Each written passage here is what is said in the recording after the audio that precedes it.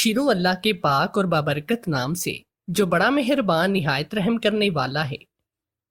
میتھی پانی میں بھگو کر پیتے رہو، 1 ہفتے میں شوگر کنٹرول ہو جائے گی۔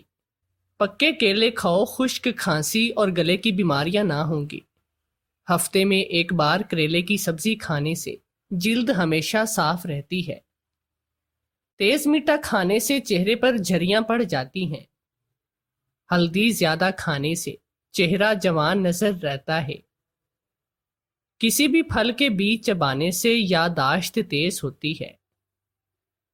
جامن کی دھونی گھر میں دینے سے کیڑے مکوڑے بھاگ جاتے ہیں۔ فریج کا زیادہ استعمال ٹھنڈا پانی پینے سے چہرے پہ جھریاں پڑ جاتی ہیں۔ ناخنوں پر تیل لگانے سے نظر تیز ہو جاتی ہے۔ جسے غصہ بہت زیادہ آتا ہو اسے پکے ہوئے کیلے کھلائیں۔ کچے دودھ کے ساتھ کھجور کھانے سے دماغ تیز ہو جاتا ہے۔ شام کے وقت پالک کا سالن کھانے سے نیند اچھی نہیں آتی۔ انگور کھا کر پانی پینے سے ہیضہ ہو جاتا ہے۔ کھانے کے دوران زیادہ پانی پینے سے ناخن کمزور ہو جاتے ہیں۔ شام سورج ڈھلنے کے بعد گھر میں اگر بتی جلانے سے گھر میں نحوست نہیں آتی۔ سوکھی دھنیا کی چٹنی بنا کر کھانے سے کھانسی رک جاتی ہے۔ ٹھنڈے پانی پینے کے بعد چائے پینے سے رنگ سانولا پڑ جاتا ہے۔ کھیرا شوگر کے مریضوں کے لیے بہت مفید ہے۔ سفید چنے شوگر کو کم کرنے میں مفید ہیں۔ دودھ میں شہد شامل کر کے پینے سے ہڈیاں مضبوط ترین ہو جائیں گی۔ تیلی حرام ہے کیونکہ یہ جمع ہوا خون ہوتا ہے اور خون حرام ہے۔ حرام مکس بھی حرام ہے جو پشت کی ریڑھ کی ہڈی میں ہوتا ہے۔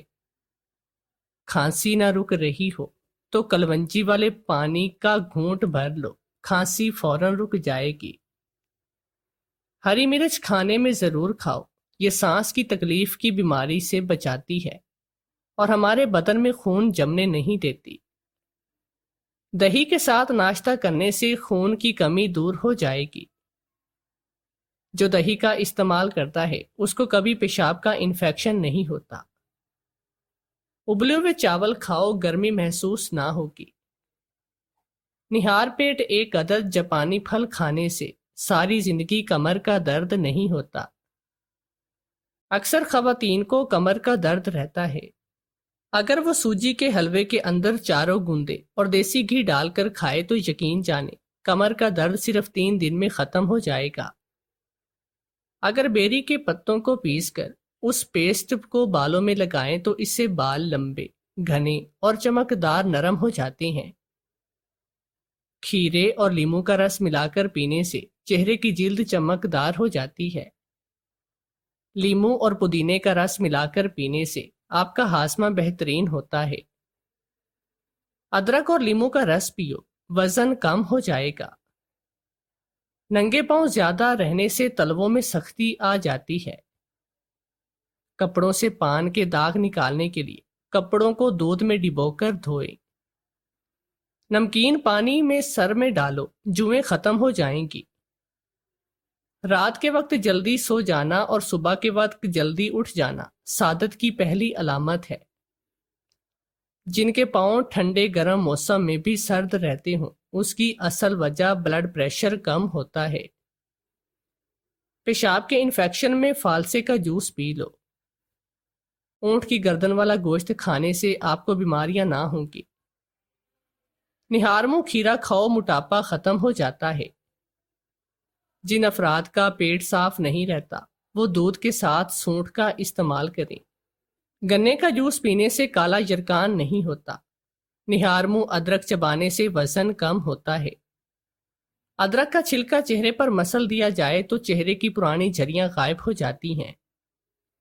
دانتوں کا کھٹا پن دور کرنا ہے تو میٹھے بادام کھاؤ۔ ناریل استعمال کرو، بال گرنا رک جائیں گے۔ کھٹے انار کے رس کے اندر روئی بھگو کر چہرے کا مساج کرو، چہرہ کھلا کھلا نظر آئے گا۔ لونگ چبانے سے بدن کی سوجن کم ہو جاتی ہے۔ چینی زیادہ کھانے سے مردانہ کمزوری ہو جاتی ہے۔ زنگ آلود لوہے کے اوپر کوک کی بوتل ڈالو، زنگ اتر جائے گا۔ بڑھاپے میں جوان رہنا چاہتے ہو تو جوان جانور کا گوشت کھاؤ۔ روزانہ پیاز کھاؤ، ہارٹ اٹیک سے بچے رہو گے۔ زیادہ پانی پینے سے تھکاوٹ کم ہو جاتی ہے۔ بکرے کی میکھ کھاؤ، آپ کے بدن میں بے پناہ طاقت پیدا ہوگی۔ اپنی آنکھوں کو ہمیشہ بہتر رکھنا ہے تو سونے سے قبل پاؤں کی تیل سے مالش کرو۔ عورتوں کے پیٹ پر کالے داغ ہوں تو ایک کھیرا مسل دو۔ چہرہ تر و تازہ رکھنے کے لیے سبزی کچی کھائیں۔ اگر پیٹ لٹک جائے تو کدو کے تیل کی مالش کرو۔ ہونٹ لال کرنے ہیں تو مکھن لگایا کریں۔ چاول زیادہ کھانے سے پرہیز کرو ورنہ آپ کا جگر خون بنانا کم کرے گا۔ زیادہ چائے پینے سے جلد خراب ہو جاتی ہے اور نظر کمزور ہوتی ہے۔ سب سے بہترین کھانا روٹی ہے اور بہترین پھل انگور ہے۔ آج میری شادی کا دن تھا۔ ہر لڑکی کے خواب ہوتے ہیں کہ شادی کے حوالے سے، لیکن اس وقت میرے دل میں کوئی جذبہ موجود نہیں تھا۔ یہ شادی تو میں دنیا دکھاوے کے لیے اور اپنی عزت بچانے کے لیے کر رہی تھی، ورنہ ایک فقیر سے شادی کا تو سوال بھی پیدا نہیں ہوتا۔ میں جانتی تھی کہ اگر اس کی اصلیت کے بارے میں کسی کو بھی پتہ چل جاتا تو مزید بدنامی ہونے سے مجھے کوئی بھی نہیں بچا سکتا تھا۔ اس لیے میں نے اپنے سبھی رشتہ داروں کو کہہ رکھا تھا کہ میرا شوہر ایک بزنس مین ہے، لیکن حقیقت تو یہ تھی کہ وہ ایک بھکاری تھا، اور اب شادی کے روز میں یہی سوچ کر ڈر رہی تھی کہ کہیں کوئی اس کو پہچان نہ لے۔ آخر وہ بھیک مانگتا رہا، پورے شہر میں لوگوں کے سامنے ہاتھ پھیلاتا رہا ہوگا، تو ایسا نہ ہو کہ شادی میں مہمانوں میں سے کوئی نہ کوئی اسے پہچان لے۔ اگرچہ میں نے اسے شادی کے حوالے سے بڑی مشکل سے راضی کیا تھا اور اس کو بہت سمجھایا بھی تھا کہ وہ اپنا حلیہ بدل لے اور کسی کو بھی شک نہ ہونے دے کہ وہ ایک بھکاری ہے۔ ایک بھکاری سے شادی کرنے کی نوبت ہرگز نہ آتی، مگر حالات ہی کچھ ایسے ہو چکے تھے کہ مجھے یہ فیصلہ لینا پڑا۔ مجھے یہ سوچ کر بھی پریشانی ہو رہی تھی کہ جب وہ بارات لے کر آئے گا تو اس کے ساتھ آنے والے لوگ کیسے ہوں گے۔ ظاہر ہے وہ ایک بھکاری ہے تو اس کے ساتھ آنے والے لوگ بھی تو بھیک مانگتے ہوں گے۔ اگرچہ میں نے اسے کچھ دن پہلے بہت سارے پیسے دیے تھے، وہ اپنے اور اپنے خاندان والوں کے لیے اچھے سے کپڑے خرید لے تاکہ ان کے حلیے بدل جائیں اور کوئی بھی انہیں پہچان نہ سکے، مگر اس کے باوجود دھڑکا تو یہی لگا ہوا تھا۔ اسی پریشانی میں تیار ہوئی اور کچھ ہی دیر کے بعد میری کزن نے آ کر مجھے بتایا کہ بارات آ چکی ہے۔ میں جلدی سے بھاگ کر کمرے کی بالکنی تک آئی تھی تاکہ دیکھ سکوں کہ وہ کیسا بن کر آیا ہے، اور یہ دیکھ کر تو میں دنگ تھی کہ اس نے تو میری توقع سے بھی زیادہ اچھی تیاری کر رکھی تھی۔ اس نے ایک مہنگی شیروانی پہن رکھی تھی اور اس کے ساتھ آئے ہوئے باراتیوں نے بھی اعلیٰ قسم کے کپڑے پہن رکھے تھے، اور ان کی کسی بھی حرکت سے لگ نہیں رہا تھا کہ یہ ان پڑھ اور بھکاری خاندان سے تعلق رکھتے ہیں۔ تھوڑی دیر کے بعد ہی مجھے جب دولہے کے ساتھ جا کر بٹھا دیا گیا تو ایک لمحے کو مجھے اپنے نصیبوں پر رونا آیا کہ کیا یہ میری قسمت تھی کہ میری شادی ایک بھکاری سے ہوتی۔ پھر میں نے اپنے آپ کو یہ سوچ کر تسلی دی کہ کوئی بات نہیں، صرف کچھ ہی عرصہ ہے تو میں نے اس کے ساتھ گزارنا ہے، پھر تھوڑے عرصے کے بعد جب حالات سیٹ ہو جائیں گے تو میں اس کو چھوڑ دوں گی۔ میرے خاندان میں تو سب کو یہی پتا تھا، وہ ایک بہت ہی بڑا بزنس مین ہے، اس لیے شادی پر ہونے والی رسموں میں میری کزن اور میری دوستوں نے اس سے بہت زیادہ نیک مانگا، اور میں گھبرا گئی۔ میں نے تو اس کو بامشکل اتنے پیسے دیے تھے کہ یہ کپڑے خرید سکے، اور یہ میری کزن اور دوستوں کو دینے کے لیے پیسے کہاں سے دے گا؟ کہیں میرا راز نہ کھل جائے۔ مگر میری حیرت کی انتہا نہ تھی جب اس نے مسکراتے ہوئے اپنی جیب سے اتنے ہی پیسے نکال کر ان کو دیے جتنے انہوں نے مانگے تھے۔ اس کے پاس اتنے پیسے کہاں سے آ گئے؟ پہلے تو یہ سوچ کر مجھے ٹینشن ہوئی، مگر پھر یاد آیا کہ اکثر دیکھا جاتا ہے بھکاری لوگوں کے پاس بہت سارا پیسہ ہوتا ہے، تو شاید اس کے پاس بھی پیسے ہوں گے اور وہ بھی لے آیا ہوگا جو بھی تھا۔ اس نے بھی تو مجھے پیسوں کے بدلے ہی شادی کی تھی۔ اگر وہ اپنے پیسے استعمال کر رہا تھا تو اس کا مطلب تو یہی تھا کہ شادی کے بعد وہ مجھ سے پیسے لازمی مانگے گا۔ میں نے اس اشارے سے منع کیا کہ مزید کسی رسم کے لیے بھی پیسے مت دینا، کیونکہ میں نہیں چاہتی تھی کہ میرے سر پر اتنے پیسوں کا بوجھ ہو۔ لیکن اس وقت مجھے شدید غصہ آیا جب اس نے میری گھوریوں کو نظر انداز کرتے ہوئے پیسے دینے جاری کیے۔ کچھ ہی دیر میں نکاح ہو گیا اور میں نے سکون کا سانس لیا کہ اب میں بھی معاشرے کی ایک باعزت لڑکی کے طور پر جانی جاؤں گی۔ تھوڑی دیر کے بعد میری رخصتی ہو گئی اور میں نہیں جانتی تھی کہ وہ مجھے لے کر کہاں جائے گا۔ بظاہر ہے کہ بھکاری تھا تو مجھے کسی جھونپڑی یا کچی بستی میں ہی لے کر جائے گا، مگر یہ دیکھ کر میری آنکھیں کھلی کی کھلی رہ جائیں گی۔ جب گاڑی ایک بہت ہی بڑے گھر کے آگے رکی، وہ مجھے کہنے لگا کہ یہ ایک دن کے لیے کرائے پر لیا تاکہ تمہارے رشتہ داروں کو شک نہ ہو۔ کمرے میں آ کر مجھے سب یاد آنے لگا کہ مجھے ایک شادی شدہ لڑکی کہلانے کے لیے کیسے کیسے پل صراط سے گزرنا پڑا تھا۔ میں بالغ ہوئی تو ہر ماں کی طرح میری ماں کو بھی میری شادی کی فکر پڑ گئی۔ ایک دن اماں نے مجھے بتایا کہ مجھے دیکھنے کچھ لوگ آ رہے ہیں تو میں نوکری سے جلدی چھٹی لے کر گھر واپس آ جاؤں، مگر میں نے ایسا نہیں کیا کیونکہ میں جانتی تھی کہ میرے گھر جلدی جانے کا بھی کوئی فائدہ نہ ہوگا۔ کون سا ان لوگوں نے مجھے پسند کر لینا ہے، اس لیے میں نے چھٹی نہ لی اور نہ ہی میں گھر گئی۔ جس وقت میں گھر پہنچی تو وہ مہمان نکلنے ہی والے تھے۔ میں چپ کر کے اپنے کمرے میں چلی گئی۔ تھوڑی دیر کے بعد اماں آئی اور مجھے ڈانٹنے لگی میں گھر واپس کیوں نہیں آئی، تو میں نے کہا کہ جب مجھے پتا ہے کہ ان لوگوں نے مجھے پسند ہی نہیں کرنا تو پھر مجھے اپنی انسلٹ کروانے کا کوئی شوق نہیں۔ میں اس لیے نہیں آئی تھی اور یہ آج پہلی بار نہیں تھا، اس سے پہلے میرے ساتھ کئی بار ایسا ہو چکا تھا۔ لوگ آتے اور مجھے دیکھتے اور ناپسند کر کے چلے جاتے، اور اس کی وجہ یہی تھی کہ میری رنگت بالکل سیاہ تھی۔ میری تعلیم، میری نوکری اور میری تنخواہ سے کسی بھی بات سے بھی لوگوں کو فرق نہیں پڑتا تھا۔ ان کو تو صرف گوری لڑکی چاہیے تھی جو ان کے بیٹے کے ساتھ اچھی لگتی، اور میری کالی رنگت کی وجہ سے وہ مجھے ناپسند کر کے چلے جاتے اور رشتہ نہیں ہو پاتا۔ یہاں تک کہ میرے اپنے خاندان میں جتنے بھی لڑکے تھے، ان سب نے بہت ہی خوبصورت لڑکیوں سے شادی کی، اور کسی نے بھی بھول کر بھی میرے بارے میں سوچنا تک گوارا نہیں کیا۔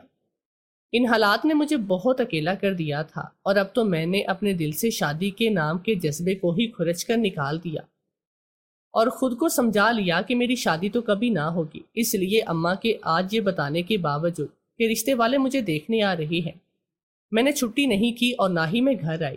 میں اپنے گھر میں تیسرے نمبر پر تھی۔ مجھ سے بڑی دونوں بہنیں بہت ہی خوبصورت اور حسین تھی، اور ان کی شادیاں بھی بہت اچھی جگہ پر ہوئی تھی۔ بچپن میں تو مجھے یہی لگتا تھا کہ جیسے جیسے میں بڑی ہو جاؤں گی تو میرا رنگ بھی صاف ہو جائے گا۔ میں نے اپنا بہت خیال بھی رکھنا شروع کیا، لیکن اس سب کے باوجود میرے رنگ پر کوئی بھی فرق نہ پڑا۔ اماں مجھے کہتی تھی کہ تم اپنا خیال رکھا کرو، تم اعلیٰ تعلیم حاصل کرو تاکہ کوئی تمہاری تعلیم کی وجہ سے ہی تمہارا رشتہ لے کر آ جائے۔ میں نے بہت دل جمی سے تعلیم حاصل کی، اور تعلیم حاصل کرنے کے فوراً بعد ہی مجھے ایک جگہ پر نوکری بھی مل گئی اور میری بہت اچھی تنخواہ بھی لگ گئی۔ لیکن اس سب کے باوجود جو لوگ بھی آتے انہیں کوئی فرق نہ پڑتا، انہیں تو بس حسین و جمیل لڑکی چاہیے ہوتی تھی، اور میں ان کے حسن کے معیار پر پورا نہیں اترتی تھی، تو اس لیے وہ مایوس ہو کر چلے جاتے۔ اب تو میری ماں کو میری شادی کی بہت ہی زیادہ فکر ہونے لگ گئی، کیونکہ لوگ ان سے طرح طرح کے سوالات کرتے تھے کہ ابھی تک بیٹی کی شادی کیوں نہیں کی، تو وہ منہ پر ہی یہی کہتے کہ میری ماں کو میری کمائی کی عادت تو پڑ گئی، اس لیے وہ میری شادی نہیں کرنا چاہتی، جبکہ اندر سے تو میں جانتی تھی کہ اصل وجہ تو میری رنگت ہے۔ ایک دن میں گھر سے باہر اپنی جاب کے لیے نکلنے لگی تو اماں مجھے کہنے لگی ایسا کیا کرو، روز اپنی جو کام پر جانے سے پہلے کوئی صدقہ خیرات کر دیا کرو تاکہ ساری بلائیں ٹل جائے۔ میں اپنے دفتر جانے کے لیے جیسے ہی بس میں چڑھنے لگی تو بس اسٹاپ پر مجھے ایک فقیر نظر آیا جسے یہاں پہلے کبھی نہیں دیکھا تھا۔ حلیے سے تو وہ کافی معقول انسان ہی لگ رہا تھا، مگر جانے کیا مجبوری تھی کہ وہ بھیک مانگ رہا تھا۔ اماں کی بات میرے کان میں گونجی تو میں نے اسے کافی سارے پیسے دیے۔ وہ فقیر پیسے لے کر کافی دیر تک مجھے عجیب سی نظروں سے دیکھتا رہا۔ پہلے تو مجھے ایسے لگا شاید وہ یہ پیسے مجھے واپس کر دے، مگر پھر اس نے پیسے لے کر اپنی جیب میں رکھ لیے۔ میں مطمئن ہو کر وہاں سے چلی گئی۔ مجھے نہیں لگتا تھا کہ یوں صدقہ کرنے سے میری پریشانیاں دور ہو سکتی ہیں، لیکن میں روز اس فقیر کو پیسے دینے لگی۔ اب کی بار تو معجزہ ہوا، ایک بہت ہی اچھا رشتہ میرے لیے آیا، اور انہیں میرے رنگ پر بھی کوئی اعتراض نہیں تھا، اور نہ ہی انہیں میری نوکری کا کوئی لالچ تھا، کیونکہ وہ اچھے خاصے کھاتے پیتے لوگ تھے۔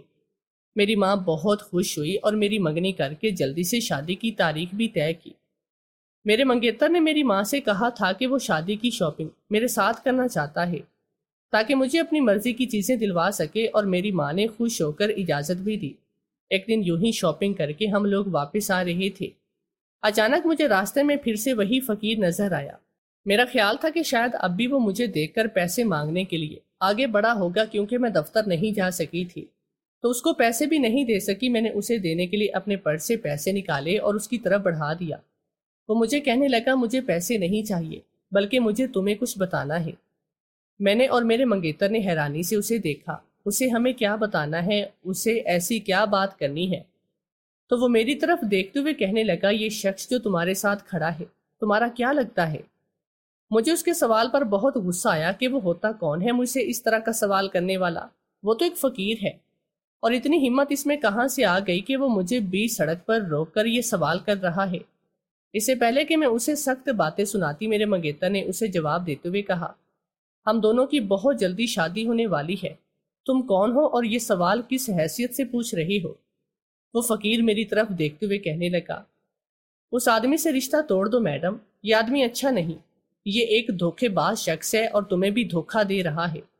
اس کی بات سن کر مجھے بہت غصہ آیا کہ وہ میرے ہونے والے شوہر پر یوں بے بنیاد جھوٹا الزام کیوں لگا رہا ہے۔ میں نے اپنے منگیتر کی طرف دیکھا تو وہ مجھے ایسا محسوس ہوا جیسے ایک دم سے گھبرا گیا ہو۔ بجائے اس فقیر کو کچھ کہنے کے وہ مجھے کہنے لگا، تم بھی کس کی بات سن رہی ہو؟ ایسے فضول آدمی کی باتوں کا جواب دینے کی کوئی ضرورت نہیں، چلو ہم چلتے ہیں۔ وہ میرا ہاتھ پکڑ کر مجھے وہاں سے لے گیا۔ مجھے اپنے منگیتر کا یہ رویہ سمجھ میں نہیں آ رہا تھا۔ اسے تو اس فقیر کی پٹائی کرنی چاہیے تھی کہ اس نے اس کے بارے میں غلط کیوں بولا، اور بجائے اس سے کوئی بات کرنے کے وہ مجھے ہی وہاں سے لے آیا۔ مگر خیر مجھے اس پر اعتبار تھا، اس نے بغیر کسی لالچ کے مجھ سے شادی کی حامی بھری ہے تو وہ ایک برا انسان نہیں ہو سکتا۔ میں نے اسے تسلی دی اور وہ اپنے گھر چلا گیا۔ اگلے دن جب میں جاب پر جانے کے لیے بس سٹاپ پہنچی تو وہی فقیر میرے سامنے آ گیا اور مجھے کہنے لگا کہ مجھے معلوم تھا کہ تم میری باتوں کا یقین ہرگز بھی نہیں کرو گی، تم مجھے پیسے دیتی رہتی ہو، میں بس تمہارا وہی احسان اتارنا چاہتا ہوں، اس لیے تمہیں اس شخص کی اصلیت بتا رہا ہوں۔ اگر تمہیں میری باتوں پر یقین نہیں تو شام 4 بجے اس پتے پر پہنچ جانا، تمہیں خود بخود ساری حقیقت معلوم ہو جائے گی۔ میں نے الجھن سے اس کے ہاتھ میں پکڑی ایک چٹ پکڑ لی، اس پر کسی گھر کا ایڈریس لکھا ہوا تھا۔ اتنے میں میری بس گئی تو مجھے اس سے مزید کچھ پوچھنے کا موقع نہ ملا، اور میں بس میں بیٹھ گئی۔ جاب پر بھی سارا دن مجھے تو اس کی باتیں یاد آتی رہی کہ کیا وہ سچ کہہ رہا تھا یا میرے ساتھ کوئی فراڈ کرنے کی کوشش کر رہا تھا۔ لیکن اس فقیر کو بھلا مجھ سے کیا کام ہو سکتا تھا، یا اس نے مجھے کیوں جان بوجھ کر نقصان پہنچانا تھا؟ میں تو اس کو جانتی بھی نہ تھی۔ میں نے فیصلہ کر لیا کہ جیسے بھی ہو مجھے حقیقت کا تو معلوم کر کے ہی رہنا ہے۔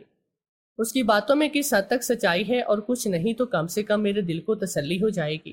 شام 4 بجے میں اس ایڈریس پر پہنچ گئی جس کا مجھے اس فقیر نے بتایا تھا۔ میں نے دروازے پر دستک دی تو دروازہ ایک چھوٹے سے بچے نے کھولا تھا۔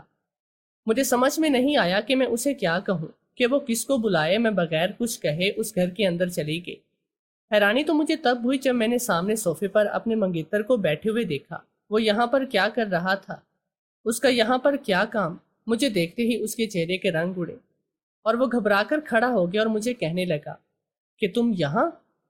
اتنے میں وہ بچہ اس کے پاس جا کر کہنے لگا، بابا یہ آنٹی کون ہے؟ اس بچے کے منہ سے بابا کا لفظ سن کر تو میرے قدموں تلے سے زمین نکل گئے۔ میں نے کبھی خواب میں بھی نہیں سوچا تھا کہ وہ اتنا بڑا دھوکے باز شخص ہو سکتا تھا کہ شادی شدہ ایک بچے کا باپ ہوتے ہوئے بھی خود کو کنوارا ظاہر کرے اور میرے ساتھ رشتہ بنائے۔ اس کا مطلب یہ تھا کہ وہ فقیر سچی کہہ رہا تھا، یہ شخص تھا ہی دھوکے باز۔ میں نے اس کے قریب جاتے ہی چلا کر پوچھا، تم نے اتنا بڑا دھوکہ مجھے کیوں دیا؟ تم شادی شدہ اور ایک بچے کے باپ ہو، اس کے باوجود تم نے مجھ سے شادی کرنے کے لیے حامی کیوں بھری؟ وہ کہنے لگا کہ مجھے معاف کر دو، میں اپنے بچے کی وجہ سے مجبور ہو گیا تھا۔ اس کی ماں کا انتقال ہوئے 2 سال کا عرصہ گزر چکا ہے اور اب مجھے بیوی اور میرے بچے کی ماں کی شدید ضرورت تھی، اور جو کوئی بھی سنتا کہ میرا ایک 7 سال کا بچہ ہے تو وہ انکار کر دیتے، کیونکہ میں غریب آدمی ہوں، کرائے کے مکان میں رہتا ہوں تو کوئی بھی لڑکی نہ دیتا، اس لیے میری ماں نے تمہارا انتخاب کیا اور مجھے سختی سے منع کر دیا کہ میں تمہیں اس بارے میں کچھ بھی نہ بتاؤں، شادی کے بعد تمہیں سب کچھ بتا دیا جائے گا۔ وہ مجھ سے معافی مانگ رہا تھا کہ میں اسے معاف کروں۔ اس نے مجھ سے جھوٹ بولا، مگر میں یہ سوچ رہی تھی کہ جو شخص شادی سے پہلے ہی اتنا بڑا دھوکے باز ثابت ہوگا وہ شادی کے بعد کیا کیا نہیں کرے گا۔ میں جانتی تھی کہ اس شادی سے انکار کا مطلب میں مزید بدنامی ہے، مگر ایک دھوکے باز کی بیوی بننے سے بہتر یہی تھا کہ میں اکیلی رہتی، لیکن اگر میری شادی ٹوٹ جاتی تو میری ماں کو بہت دکھ ہوتا۔ اس لیے میرے ذہن میں ایک آئیڈیا آیا اور میں اسی وقت اس فقیر کے پاس پہنچ گئی اور جاتے ہی اسے کہا کہ تم مجھ سے شادی کر لو۔ میں چاہتی تھی کہ جو تاریخ خاندان میں سب کو بتائی گئی ہے اسی تاریخ پر میری شادی ہو۔ چونکہ کسی نے بھی میرے منگیتر کو نہیں دیکھ رکھا تو انہیں کیا پتا کہ میرا شوہر کون ہے۔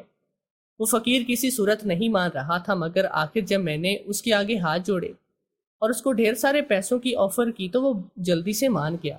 آج اس سے شادی کے نتیجے میں عالی شان گھر میں ایک کمرے میں بیٹھی تھی جسے ایک دن کے کرائے پر لیے رکھا تھا۔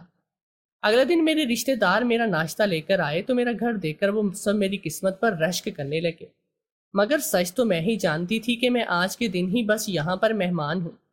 پھر جانے وہ مجھے کہاں لے کر جاتا۔ شام کے وقت میں نے اپنا سامان پیک کرنا شروع کیا۔ وہ حیرانی سے پوچھنے لگا کہ تم یہ کیا کر رہی ہو؟ میں نے کہا کہ ہم دونوں کو یہاں سے جانا ہوگا۔ نہ تم نے خود ہی کہا تھا کہ ایک دن کے لیے گھر کرائے پر لیا ہے؟ وہ مجھے کہنے لگا کہ میں نے مالک مکان سے بات کر لی ہے، تم فکر نہیں کرو، ہم کچھ دن اور یہاں پر رہ سکتے ہیں۔ میں نے غصے سے کہا کہ میں پیسے نہیں دوں گی، اس طرح تو میری جاب کی ساری تنخواہ ایسے خرچوں میں ہی نکل جائے گی۔ وہ کہنے لگا کہ تمہیں پیسے دینے کی ضرورت بھی نہیں، میں یہ سب کچھ خود کروں گا۔ وہ روز کام کی غرض سے گھر سے باہر چلا جاتا اور مجھے یہ خوف لگا رہتا کہ اگر اسے کسی نے دیکھ لیا اور پہچان لیا تو میری بہت بےعزتی ہوگی۔ تو میں نے اسے کہا کہ میں خود ہی جاب کر کے گھر کا خرچ چلاؤں گی، تم گھر میں رہا کرو، بھیک نہ مانگا کرو۔ میری شادی کو بھی صرف ایک ہی مہینہ گزرا تھا کہ میرے دفتر والوں نے مجھے میری شادی کی پارٹی دی۔ ظاہر ہے اس پارٹی میں مجھے اپنے شوہر کے ساتھ جانا تھا۔ میں نے اسے کہا کہ تم وہاں پر جا کر کچھ بھی مت بولنا، ہم پارٹی میں چلیں گے۔ تو مجھے یہ دیکھ کر حیرت کا جھٹکا لگا۔ میرے باس نے میرے شوہر کو پہچان لیا اور حیرت سے کہا، کیا تم ہو ہماری ہونہار اسسٹنٹ کے شوہر؟ مجھے تو یقین بھی نہیں آ رہا، لگتا تھا کہ میرے باس نے اس کو پہچان لیا ہے۔